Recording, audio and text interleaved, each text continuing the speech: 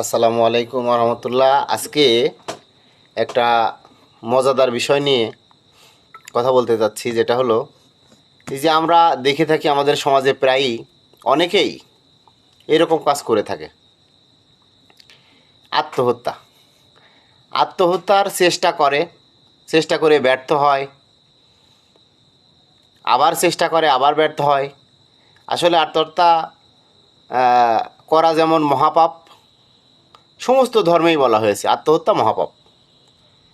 কী কারণে বলা হয়েছে? কোনো ব্যক্তি তার নিজের জীবন এবং অন্যের জীবন ধ্বংস করার অধিকার রাখে না। আইন কোনো ব্যক্তিকে এরকম অধিকার দেয়নি। সে কারণে বাংলাদেশ দণ্ডবিধি ৩০৯ ধারায় বলা রয়েছে, কোনো ব্যক্তি যদি আত্মহত্যার চেষ্টা করে ব্যর্থ হয় তার বিরুদ্ধে ৩০৯ ধারায় মামলা হবে। এই একটা মাত্র ধারা ৩০৯, যেটাতে বলা রয়েছে যে অপরাধ সংগঠিত হয়ে গেলে তাকে আর সাজা দেওয়া যায় না, আর অপরাধ সংগঠনের চেষ্টা করলে তার সাজা দেওয়া যাবে। এই একটা মাত্র ধারা ৩০৯। অপরাধ যদি সংগঠিত হয়ে যায় তাহলে তো সে মারাই গেল, তার তো আর সাজা হবে না।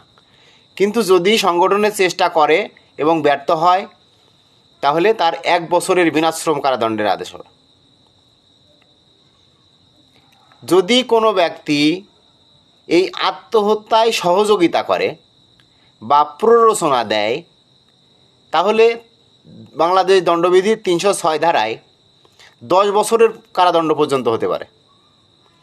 আমরা প্রায়শ দেখে থাকি যে একে অপরকে বলে থাকে, তুই মরতে পারিস না, তুই বেঁচে আছিস কেন, তোর মরা উচিত। এই ধরনের কথা বলা থেকে বিরত থাকবেন।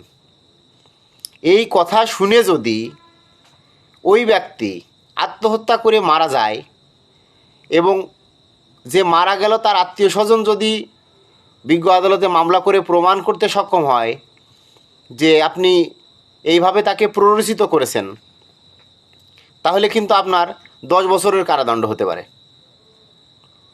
সবাই সাবধান থাকবেন।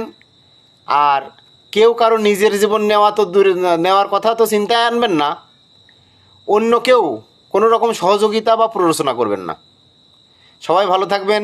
আল্লাহ হাফেজ।